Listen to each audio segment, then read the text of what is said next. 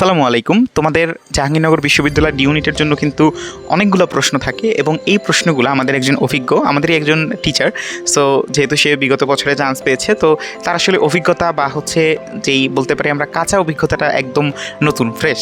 So এই কারণে তার থেকে আসলে জেনে নিব যে আমাদের ভর্তি পরীক্ষার ক্রাইটেরিয়া কী এবং মোস্ট ইম্পর্টেন্ট যে আমাদের আসলে জাহাঙ্গীরনগর বিশ্ববিদ্যালয় ডি ইউনিটের জন্য যে সিলেবাসটা আছে সেই সিলেবাসটা আসলে কী, এটাও হচ্ছে আমরা আজকে এই ভিডিওর মাধ্যমে জানবো।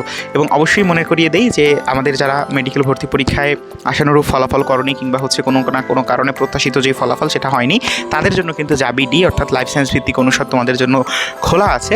সো তোমরা আমাদের এই ভিডিওর মাধ্যমে জাবি ডি এর জন্য যেই সব ক্রাইটেরিয়া রয়েছে বা হচ্ছে কীভাবে তুমি ভর্তি পরীক্ষা দিবে, মানবন্টন কী ইত্যাদি ইত্যাদি সব কিছু হচ্ছে আমি জানি, বাট তবুও তোমাদের জানার সুবিধার্থে প্রশ্ন আকারে আমি হচ্ছে আজকে এখানে উপস্থাপন করব। তো সবার আগে আমি হচ্ছে আমার সামনে যে আছে ওর থেকে একটু ওর পরিচয়, নাম, মেরিট পজিশন, কী পড়াশোনা করছে ইত্যাদি সম্পর্কে জেনে নিব। সো তুমি যদি একটু বলতে তোমার সম্পর্কে। আসসালামু আলাইকুম, আমি মোহাম্মদ বাইজিদ বুস্তামি কুরাইশ। আমি বর্তমানে জাহাঙ্গীরনগর ইউনিভার্সিটির ফার্মেসি ডিপার্টমেন্টে আছি।